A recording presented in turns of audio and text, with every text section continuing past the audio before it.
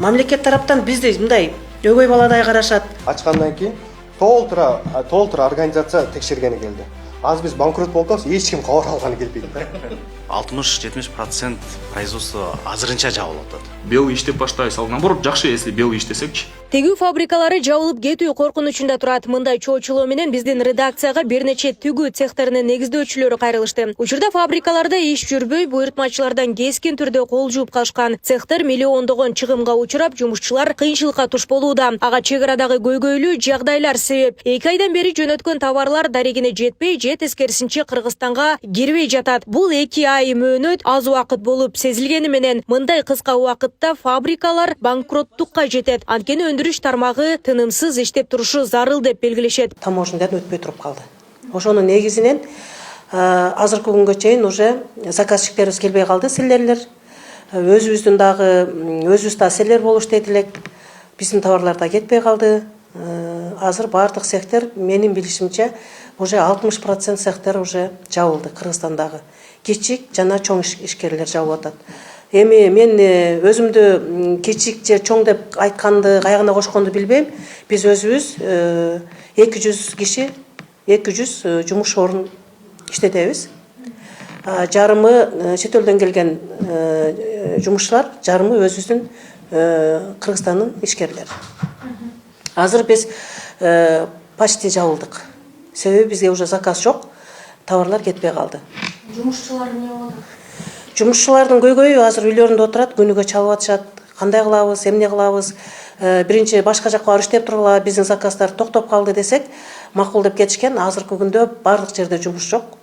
Азыр эми балдарыбызды бага албай калдык. Наныбыз түгөндү, чайыбыз түгөндү, кандай болот, качан бул көйгөй чечилет, качан биз жумушка чыгабыз деп суранып атышат. Биз деген тоже өкмөттүн эшигин каккылап, кандай кылабыз, кандай сиздер тараптан жардам болот, мамлекет тараптан эч кандай жардам көрбөй атабыз деген көйгөйлөрүбүздү айтып бардык. Каралат, бирок биз Россия менен Казакстандын ортосундагы чек аранын көйгөйүн бир кандайдыр бир өздөрүнүн ал проблемаларына биз эч кандай мындай эме кыла албайбыз деди. Чечип бергенге биз чече албайбыз. Чындыгында ал эки мамлекеттин өздөрүнүн ичара чечиле турган маселелери. Анан эми караштырып көрөбүз деген эле сөздү уктук. Бул маселе эми биз ушул бир Азастан ишкерлерди чакырып, жолугушуу уюштуруп, министерстводо сүйлөөлөр, айтылуулар, маселелер айтылган. Бизде ушундай көйгөй болуп атат. Мамлекет тараптан бизге кандай жардам болот? Азыркы күндө эгер ушул темп менен кетсек, биз абдан бир кыйынчылыктарга дуушар болобуз. Кандай ошондой бир жолу ушундай бардык, андан кийин уже ишкерлер көтөрүлүшө баштады. Өздөрүнчө группа создавать этишип, 600-700 азыркы күндө 1000ге чейин жетти ишкерлердин саны. Бул көйгөй жаралганда уже 2,5 ай болду. Бирок биринчи жолу кече анда деле өкмөт тарабынан эмес, жеке ишкерлер тарабынан бул жыйын өттү кече экономика министринде. Менин таң калганым 2,5 айдан бери эмне себептен экономика жаатта караган бил деген мамлекеттин өкмөт өкүлдөрү бул нерселерди уюштурбады, бул нерселерди ишкерлердин кабар алуу нерсесине барбады да. Анан азыркы күндө чындап эле Венера айым айткандай примерно бир 2000дей цех жабылган болсо деле, бул дегени бир цехте 20 дана адам иштегенде деле, же 15 дана адам иштегенде деле 30 000 адам жумушсуз калды. Ушул жаатка өкмөт тарабынан эч кандай өкмөт бир эле нерсени кылып берип атат. Чындыкты айтканда, налогду жеңилдетип берди. Болду, башка эч нерсе жок, чындап айтканда. Биз выставкаларга, тыяк-мыяктарга мен жаңы ачылган цех катары айтайын, мен ачылганыма 2 жыл толук боло элек, бирок бул цех, бул тарамакка инвестиция кылып, бир кандайдыр акчаларды вложение кылып, биз только аркага кетип атабыз да. Анда мен кайрадан мигрант болуп кетишим керек да. Менде иштеген, мисалы 80-100 адам болсо, ошонун азыр бир 15 эле калды да, калганы бүт жумушсуз калды. И то 15 биз толук акча айлыктарына толук бере албай атабыз. 1 ай 2 айдан бери. Бул кырда ал менен экономика жана коммерция министрлиги кабардар. Анткени ишкерлер бул абалды чечип берүү өтүнүчү менен бир канча жолу эшик каккылап, тийиштүү кызматтагылар менен жолугушканын айтышууда. Деген менен эч кандай жыйынтык жок дешет. Ковид убагында да мындай положение кризис болгон, Жасур айткандай эле. Ошол маалда дагы биздин производстволор жабып, жумушчулар мелкий цехтерге кетип чоңдор жабылып калганда мындай көп минуска кеткенбиз да. Мен ошол убакта банкротко түшкөм. Мен 3 айга жабып койгон болчу. Бирок акырын чыгып келаткан маалда дагы ушундай ситуацияларга так келатабыз да. Биз швейный производствого 1 ай это уже предел, да. Экинчи айдан кийин любой швейный производство минуска кете баштайт. Если жумушчуларга жумуш бериш керек. Это сырье, ткань, заказ, плюс еще мына айткандай ар бир производствонун кредити бар. Ар бир производствонун арендасы бар, электричествосы бар, зарплата бар, налог бар.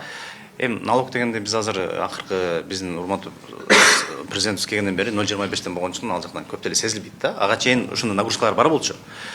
Мындан ары акыбал 60-70% производство азырынча жабылып атат. Эми дагы бул 1-2 айга чөйүлсө 90% жабылып калат го дейм. Эми ойлой бериңиз, ушунча производствода 20-30 адам, эң орто боюнча где-то 30-50 адам иштейт. Ойлой бериңиз, 1000 производство жабылсын, канча адамга чейин чыгат? Если полностью производство жасап 100 000 адамдан ашып кетет го дейм. Именно иш менен алек болгондор. Ал мисалы производствонун биринчиден иш жүргүзүшүн кредит алат. Ошо производство иштеген жумушчулар ошол жумуш берип аткан адамга ишенип туруп өздөрүнчө мелкий кредит алып алат. Кээ бир техника алат, кээ бирлери машина алганга алып алышат, кээ бирлер мебелге алат, кээ бирлер үйдүн ипотекасын төлөгөнгө бирден мындай ОСО мен ИПМ иштегендер печать коюп биз көбүнчө жумушчуларыбызга беребиз да. Биз гарант болобуз, башка жактан кредит алып туруп жашооңорду оңдогула деп туруп ипотека алып алышат да. Ошол маалында мындай цепочка болуп кетип атпайбы? Бизге кыйынчылык келгендиктен биз болушунча чөнтөктөрдү чыгарабыз, машиналарды сатабыз. Кредиттерди уже заявление жазып, облегчение кылып бергиле деп атабыз. Сону биз мындай астынан өйдөгө каратпайбызбы? Наоборот, үстүдөгүлөр бизди карап, жакшылап чоңойтконго жардам берсе, биз деле элди ойлоп туруп элге жумуш берет элек. Мисалы пример Өзбекстан жөнүндө айтсак, 2000-жылдары баштаганда до сих пор алар процентный соотношение мамлекет өзү прямой карайт дагы. Если сен колуңда жумушчуларың уже 30-40-50 адамдан көп болсо, уже тажрыйбаң 2-3 жылдан көп болсо, алар уже 2-3% менен финансирование кыла баштайт. Кредит мамилесиге келгенде дагы кредит жактан биз кыйналып калатабыз, потому что көп ишеним жок да, Кыргызстандын производствосуга ишеним жок. Бирок ошо ишенимди банк бизде анализ кылып туруп, историябызды көрүп туруп, бизди сугарып, удобрение берип турса, 5 жылдан кийин, пожалуйста, любой адам чоңойгондон кийин, акчасы болгондон кийин налог төлөгөндөн качпайт го дейм. Кичинекей ишкерлердин чөнтөгүндө эчтемке жок болсо, келип контроль кылып аткан болсо, акчасы жок болсо, вынужденно уже мамлекетке налог төлөбөйт. Келип туруп контроль кылып келген адамдын колуна бергенге аракет кылат да. Бул болгон факт. Потому что адамда акчасы жок болсо, өзүм акчамды экономить этип калайын деп туруп, мен мамлекетке төлөбөй, мен ушунчасын сага өтүп турайын деп туруп, ошол даражага ошол положение түртүп коюп атат. Бул алыска кетип калдык окшойт. Данный момент ошо 2,5 айдан бери болуп аткан акыбал ушунча производствону жабып койгонго түрткү болуп атат да. Аябай татаал. Положение аябай татаал. Бул цепная реакция, бул даже элементарно внутренний рынокты сурап көрсөңүздөр, биздин доступный рыноктор Казакстан, Россия 90% пайызда. Кээ возможность Дубайга чыгат, кээ Монголияга чыгат. Данный акыркы недавно уже жарым жылдан бери Тажикстан рыногу ачылып атат. Ага дагы уже ниет кылган кириш үчүн ага да акча керек, финансы керек, каражат керек. Бирок Тажикстан менен да жумуш кылып аткан. Биз жана выставкага барып келгенден кийин көрдүк. Это все реализуемо, бирок ал жерге дагы учуп барып келишиң деле акча, ал жака барып туруп бирөө менен сүйлөшүп туруп ага товар жөнөтүшүң да акча. Короче, барлык эле тыйынга такалып атпайбы? А данный момент 2,5 айдан бери бизге тыйыныбыз дегенде биздин товарыбыз, кеткен товарыбыз хоть по белому кылган болсок дагы Өзбекстандан нелегально Өзбекстандан келген товарлар менен аралашып, Кытайдан келген товарлар менен аралашып, бир фурага туруп калган үчүн чек арадан өтпөй атат. Биз клиенттерге айтабыз, мы по белому вам сделали, все оформили. Ошол маалда дагы башка товарлар менен каргалар аралаштырып жөнөткөн үчүн, чек арадан өтпөй калган үчүн клиенттер товарды колубузга алмайынча тыйынын бербейбиз деп айтып коет да бизге. Бул көйгөй баарында эле бар го дейм. Бұл положениеден чыгыш үчүн мамлекет содействие кылбаса аябай татаал болот. Особенно кышында аябай татаал болуп кетет. Азыр хотя бы Минэкономдун поддержкасы боюнча мындай ярмаркалар кылып атабыз. Бул ярмаркалар эмне айтканда товарын кетип аткан скатта турганды мындай ниже себеса ыргытып как-то адамдардын 1-2 ай карыз болгон зарплаталарын берип атабыз да, туурабы? Ушундай сыяктуу болуп атат да. Эми как-то поддержка, зарплатаны көбү бере албай атат. Плачевное положение болуп атат да, аябай эле. Эми биз прям өзүбүздү ойлогон жокпуз, ишенесиз ишенбейсизби? Мындай биринчи очередь биз ошо жумушчуларды ойлойбуз. Биринчи очередь, потому что ал жумушчулардын үй бүлөсү бар, балдары бар, бала чакасы бар. Кээ бирде мындай даже аванска мурда 5 000 10 000 аванс сурасаңыз 1000 сом аванс сурап келишет. Мен бүгүнкү мындай тамак ашыма калбай калды, үй бүлөмө калбай калды деп сурап келишет да. Буну мамлекет критиканы кабыл алыш керек да. 2017-18 жылы выставкага бардык Өзбекстанга. Устикстиль жыл сайын Өзбекстан выставка өткөрөт 5 сентябрдан баштап 8 сентябрга чейин 3 күн. Ал жерге Өзбекстан полностью өзүнүн продукцияларын баарын чыгарат да, 3 күн өтөт. Анан кийин бул жерде айтып кете турган нерсе, Өзбекстанда целое министерство легкой и текстильной промышленности есть. Первый заместитель министра курирует, отвечает за текстильную швейную отрасль. Анан биз биякта президент менен официальный делегация менен барганбыз, ошол кезде бийликтер менчи. Ар кайсы бизнес тармактан барган. Баргандан кийин бизди тосуп алды, көрсөттү. Анан ошо биринчи зам министр бизди фабрикаларга чогуу бардык, автобус менен отуруп 20дан ашык ишкер ошо Лекпромдо болчу. Анан мен бир көйгөйгө таң калдым да. Зам министр келгенде ошол КППда турган охранниктер, жөнөкөй карапай адамдарды баарын аттарын тааныйт экен. Билесизби, зам министр. Анан кийин ошол жерге директор менен сүйлөшөт экен. Анан ошентип Устикстиль деген эмени барып көрдүк, кластерный производство экен, закрытый цикл. Өзүлөр пахтаны эгет экен, өзүлөр пахтаны чогултат экен, адан жип жасайт экен, анан кийин кездеме жасайт, аны красить этет, тигет и готовый продукция чыгат. Чоң российский мындай сетевой магазиндер менен иштешет экен, фикс прайс, ашандар менен. Анан кийин кечине келип отургандан кийин биз менен эме барган. Ошол кезде бизди эме карачы, Министерство энергетики и промышленности карачы. Ошол жерде отдел легкой промышленности бар болчу. Эженин атын айтпай эле, руководитель чогуу биз менен барган. Анан ошол жерде сүйлөшүп калып, зам министрден сурадым да, Өзбекстандан. Сиз каяктан билесиз, ушул фабрикаларды барып жумушчуларыңызды? Бул менин жумушум дейт. Бул менин регламентим. Бир айда бир мен ушул фабрикаларды кыдырам дейт. Келип жумушчулар менен отдельно сүйлөшөм и руководителермен отдельно сүйлөшөм. Эмне проблема, эмне көйгөй бар. И жардам беребиз дейт. Коллегалар туура нерсени айтып кетти. Өзбекстанда бийлик бизнести угат. Контактка барат. Анан кийин мен таң калдым. Ушундай дейт, мен барып кыдырам дейт. Анан мен келип биздин ошол начальникке биздин отделди өнөр жай тармагын караганды суроо бердим. Ал отдел болсо отдел легкой и тяжелой промышленности. Он так и называется. Анан айттым, эже ушул бизден улуу эле эже, азыр уже пенсия чыгып кетти. Эже ушул проблема эмнеге мындай десем, ишенесиң дейт. Бизде отделде 6 эле киши иштейт дейт. 6 эле киши иштейт, килтеген чоң тармакты карайбыз дейт. Легкий промышленность бул жөнөкөй эле силердин швейный цехтер эмес, ал жерде общепит бар дейт, кафе, ресторандар, мебельный цехтер бар дейт, анан тяжелый промышленность бар дейт. Анан эмне кыласыңар силер, эмне жумуш кыласыңар десем, бир күнү кел дейт. Анан мен сага көрсөтөм дейт. Анан мен жумуштан бардым бир күнүчү. Барсам кабинетинде отурат кишилер, моунча кагаз. А мен сурадым, эмне кагаз десем, мына Азамат кара дейт. Бизге бир региондон бир аял чалды дейт. Аппарат президенттага жазып кат. Ушундай мен жалгыз калдым, 3 балам бар, күйөөм таштап кетти. Ушул чеберчилик кылат элем, үйдө надан болуп тигет элем, машинкаларым эскирди, мага ушу жардам берип коюңуз. Ушу машинкаларды машинка алганга же акча бериңиз, машинка сатып алганга деп. Аппарат президентке жазыптыр. Ошонучу. Аппарат президент аны деген аппарат премьер-министрге жөнөтөткөн. Аппарат премьер-министр аны Министерство энергетики и легкой промышленности жөнөтөткөн. Ана Министерство легкой промышленности отделге жөнөтөткөн. Ошол кат 2 айда келиптир. Биз ушундай каттарга жооп отурабыз дейт. Жогорку кеңештен кат келет дейт, тияктан кат келет дейт. Биздин убактыбыз жок дейт. Кабинеттен чыгып, силердин фабрикаларды кыдырганга дейт. Туура түшүн бизди дейт. Алган зарплатасы ошол кезде 30 000 сом болчу.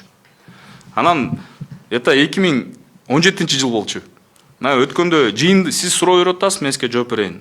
ушул көйгөй кандай болчу ошол бойдон калыптыр. Бирок отделде 15 киши иштейт экен. И биздин отрасли Министерство экономики карайт экен. Ошол жерде отдел, ошол эле отдел сакталыптыр. Эми ал отделде действительно эжелер иштешет, жетишпейт да. Анан кийин алар по идее биздин отраслды карап, биздин отраслды курировать керек да. Анан ошол адамдар замминистрге жеткирет, экономики.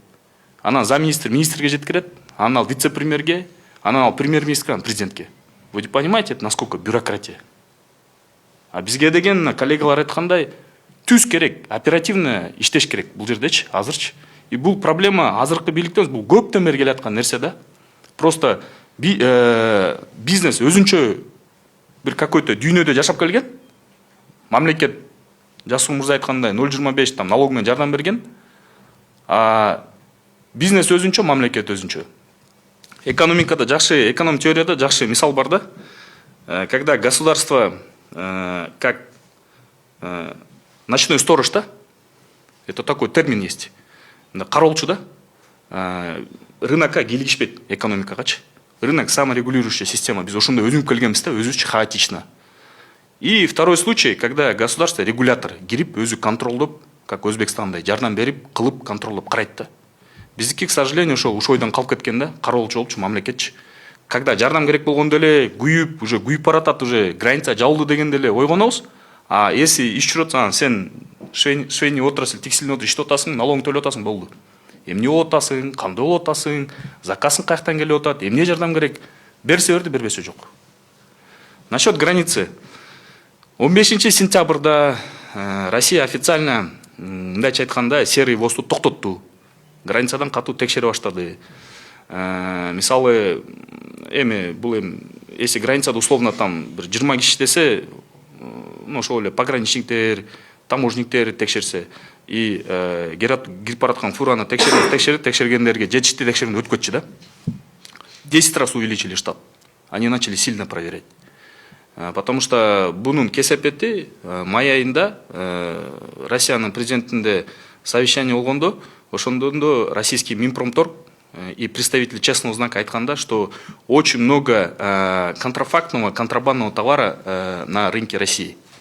Анан кийин, тем более 250 миң ошол жерде ачышкан, в основном с Киргизии 250 тысяч сертификатов деген да. Это ошондо эле сигнал болгон, что будут проверять усиленно. Это раз.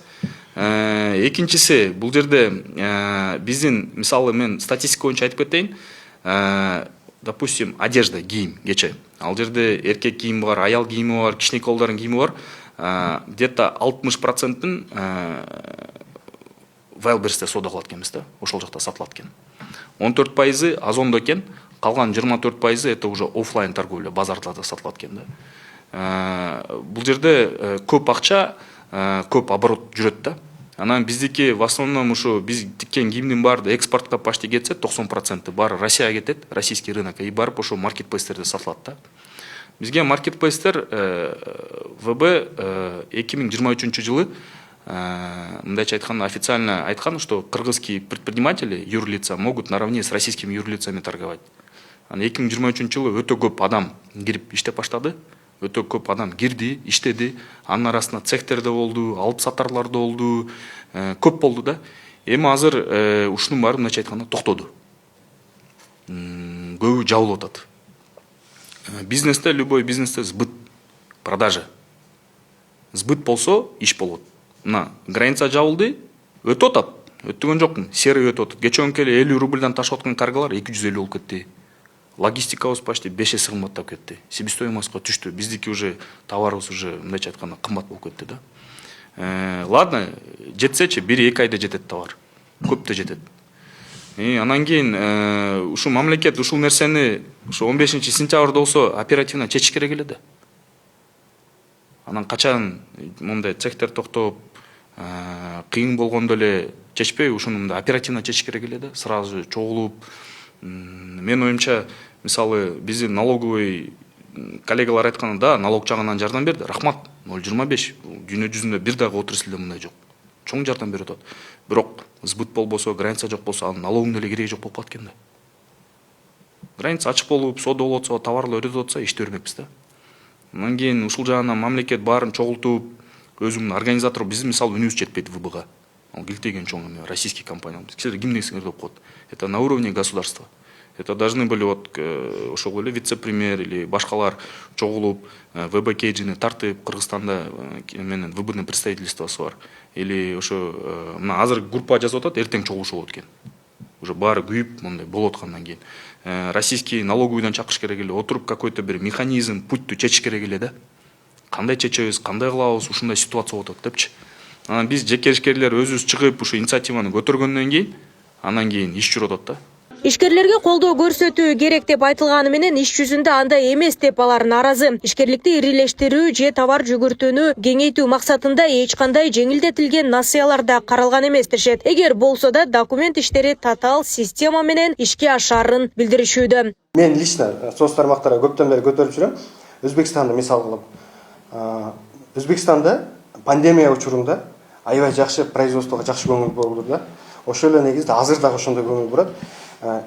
Жеңилдетилген кредиттерди абдан жакшы берет ишкана чоңоюш үчүн. Бизде бул нөл да. Бизде беребиз дейт 3 миллионго чейин, 5 миллионго чейин, бирок 500дөй документ сурайт да. Аны да бербейт. Чоңураак ишканалар үчүн 5 миллион бул чоң акча эмес да. 5 миллионго ашып кетсе 1000 штук пиджак тигилет. Ушу менен токтоп калат. Бирок өкмөт тарабынан ушу ишкерлерге финансы жактан бир эле Орусияны карап отура бербей, силер азыр могу акчаны берейли, силер башка рынокты дагы изденгиле дей турган бир убакыт коюп бере турган болсо, биз изденет элек да. Биз мага окшогон толтура цех изденет эле да. Мисалы азыр мен бул жерде аренда төлөйм. Паланча миң сом төлөйм. Бирок бул азыр мен арендатор кызыкпайт да. Сен иш болбой атып, кой, cancel кылып койлу, аренданы токтотуп койлу дебейт да. Аренданы как ишти айына алат.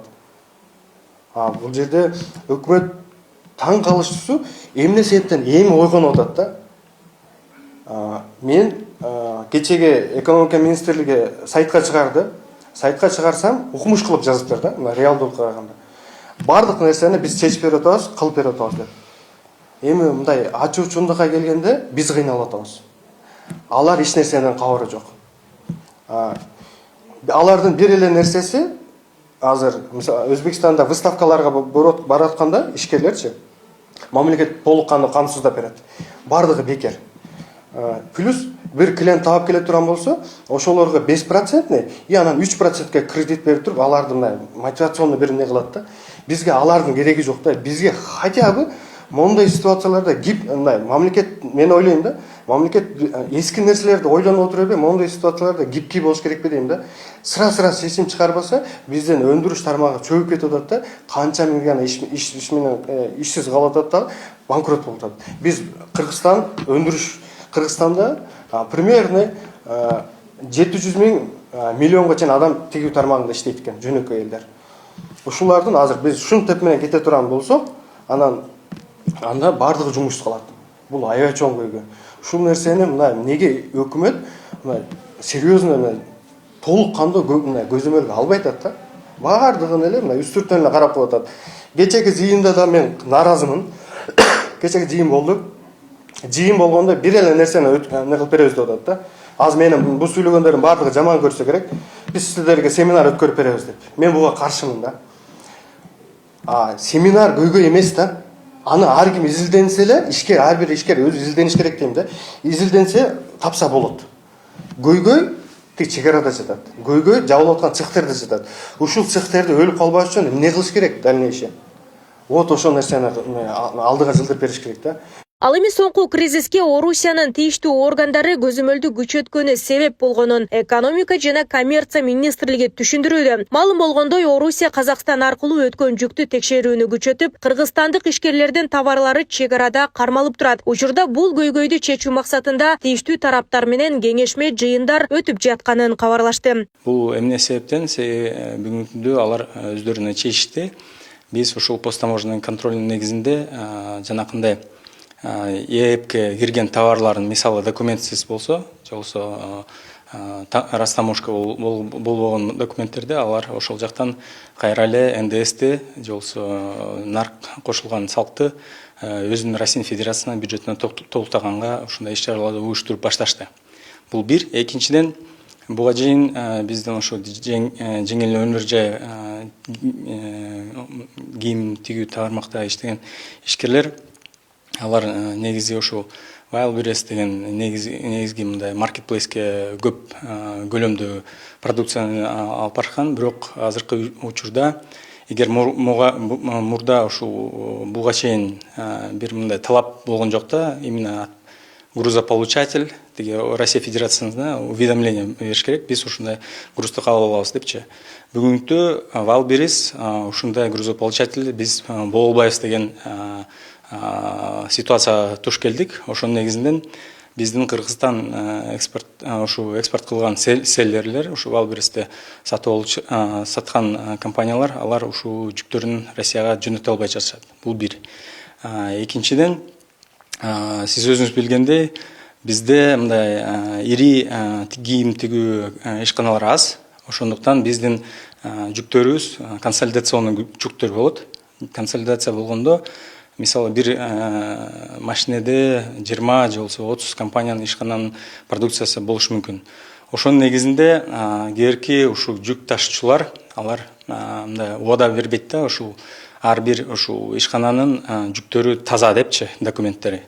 Ошондуктан эгер алар бир мындай сомнение кармаса, алар өздөрү тиги наркы чегаранын ар жагына өтпөй жатышат. Себеби алар точно билет, бир ишкананын мисалы бир документтер жетпей жатат. Эгер ушул бир эле ишкананын документи жетпей калса, бүт ушул 20-30 компаниянын жүгү токтоп калат, СВХ кармалып. Өлкө ичинде дээрлик 10 миңден ашуун тигүү фабрикалары бар экендиги айтылды. Алардын ичинде мыйзамдуу жана мыйзамсыз багытта иштегендери бар. Мындан улам Орусиянын талаптары күчөгөндүгүнө байланыштуу. Учурда мыйзамдуулук талап кылынууда дешет кыргыз экспорт адистери. Ал үчүн бардык ишкерлерге жардам көрсөтүү максатында атайын окутууларды өткөрүү, аларга документтештирүү иштеринде жардам көрсөтүү үчүн алдыда иш-чараларды уюштуруу пландаштырылып жатканын кабарлашты. Азыркы учурда болгон ушундай кырдаал биз ушул экономика коммерция министрлиги баш болуп, ушул биздин ушул Россия Федерациясына болгон башка министрликтер менен, ушул эле таможня, салык кызмат менен иш жүргүзүлүп жатат. Ушул сүйлөшүүлөр, консультация болуп жатат. Бул бир. Экинчиден, биз бул жактан биздин ишкерлер менен ишти да баштап атабыз. Мисалы эртең атайын ушул Wildberries'тен өздөрүнүн өкүлдөрү келет Москвадан. Биз ушул жактан консультация өткөрүп, кандай процесстер болот. Себеби салык кодексине, Россия Федерациясынын салык кодексине жараша алар налоговый агент болуп алышат да, ушул маркетплейстер. Ошол убакта мисалы Озон маркетплейс бүгүнкү күндө жүктөрдү кабыл атат. Wildberries кабыл албай жатат. Бул эмнени билдирет? Ошол азыркы учурда ушул мыйзамдын же болбосо салык кодексинин процедурасы так иштебей жатат Россия Федерациясына. Биз ошону консультация өткөрөбүз. Биринчиден ошо атайын ушундай кырдаал болгондон кийин чакырып бул жактан биринчи семинар өткөрөбүз, анан консультация өткөрөбүз. И азыркы учурда мисалы көпчүлүк майда цехтер бар. Абдан мындай 10 же болбосо 20 киши иштеткен цехтер, алар мисалы расмий түрдө ишке кире элек да. Ошолорго абдан кыйын болуп атат, себеби алар буга чейин эгер мындай карго деген эме менен жөнөшкөн, же болбосо документсиз эле, же болбосо документтери туура келбеген моменттер болгон. Азыркы учурда ал уже мүмкүн жок да, андай грузтарды жөнөткөнгө Россия Федерациясына. Же болбосо эгер дагы аларды ал жака жөнөтсө дагы алар ошол жактан растаможка кылыш керек. Растаможка биздин бүгүнкү күндө маалыматты алып атабыз, ушу 25-30 миң долларга туура келет да, ошол именно ар бир машинеге, ошол орто эсеп менен. Бул эмнени билдирет? Бул кайра эле ишканаларга мындай кошумча нарк болуп атат да. Ошону кылбаш үчүн биздин ушул сунушубуз, азыр биз ушул оперативдүү штабты ачтык, ушул министрликте биз ушул биздин борбор ушул оперативдик штатты иштетип координациялап кылып атат. Анын ичинде биз ошол биздин кесиптештер менен салык кызматтан, Кыргызстандарттан жана юстиция министрлигинен ушул эле ЭЦП берип аткан эмелер менен, мекемелери менен чогуу ушул семинарларды уюштуруп атабыз. Бул эмнеге керек? Себеби бизде көп ишкерлер расмийге чыкпай, же болбосо акка чыкпай, бүгүнкү күндө иш алып барышчы, аларга абдан оор болуп атат. Ошондуктан биз консультация өткөрөбүз. Кантип биринчиден регистрация кылыш керек, кандай документтер керек. Экинчиден налоговый учетко кандай туруш керек, инененде кандай ачыш керек. Үчүнчүдөн мисалы налоговый кабинет деген бар, же болбосо салык кабинет. Ар бир салык төлөгөн ишкерлердин өзүнүн кабинети болот. Ал жактан документтерди ошол эле счет фактура, электрондук счет фактураны кантип кылыш керек, кандай данныйларды киргизиш керек. Анан ошол эле учурда мисалы аларга иштеп аткан швеялардын зарплатасын кандай киргизиш керек, табелдерин кандай эметиш керек. Эгер иштебей калса кандай токтош керек. Ошо бүт суроо жооп форматында биз семинарларды уюштурабыз. Дагы бир чоң маселе болуп атат. Сиз өзүңүз билгендей, Россия Федерациясында алардын ошо кырдаарларды коопсуздугун мыйзамы бар. Ошонун негизинде честный знак деген талабы бар да. Же болбосо жанакындай атайын QR код. Аны ушул Россия Федерациясынан ошо алыш керек да. Ушул честный знак маалымат тууралуу биз атайын ушул биздин Мегаком ошо ишкананын алдында иштеп аткан долбоор текшер деген долбоору, ошол менен да биз алардын кызматкерлерин чакырып бул жактан консультация өткөрөбүз. Кандай алыш керек, же болбосо этаптары кандай, маалыматты кайсы ар бир ушул мисалы ким өндүрүүчү, ким импорттоочу, анан кайсы сертификаттар алынган, кайсы жакка кандай маалыматтар киргизиш керек. Бүт баарын ошол тартибин, же болбосо ушул маалыматтарды так жанакындай Россиянын Федерациясына жанакы чек арасында эч кандай суроолор болбош үчүн кандай киргизиш керек маалыматты. Себеби бүгүнкү күндө негизги нерсе бул документтерди туура толтуруу жана жүктү туура процесс менен жөнөтүү да. Ошондуктан биз ушундай ар кандай ушуга байланган экспорт менен документтерди берген, же болбосо ошол эле бухгалтерлер мисалы абдан керектүү да бүгүнкү күндө. Биз ушул улуттук салык консультанттарынын палатасы менен чогуу аларды да чакырып, бухгалтерлерди уюштуруп, ушул алар айтып берет процедурадан. Кандай себестоимостти кандай киргизиш керек, 1С менен кандай иштеш керек, виртуальный склад менен кандай иштеш керек. Кездемени сатып атканда кандай документтерди талап кылыш керек сатып алганда.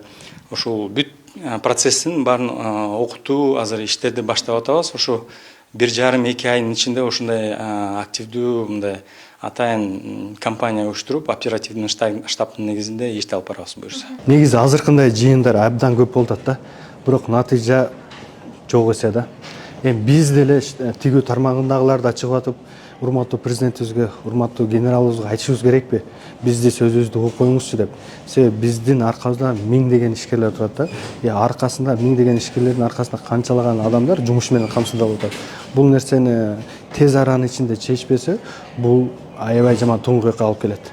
Сиздерден сураныч, биздин сөзүбүздү биздин өлкө башчыларыбыз, жетекчилерибизге жетүүсүн суранат элем. Айта кетсек, Кыргызстандагы кийим тигүү багыты туруктуу жумуш менен камсыз кылган негизги тармактардын бири. Кийим өндүрүшүнүн негизги сатып алуучуларынын дээрлик 90-95% Орусия. Анын ичинде 30-40% маркетплейстер аркылуу, калганы офлайн сатуу рыногуна чыгат. Нурзада Сыдыкова, Кудайкал Сумралиев, регион, Бишкек.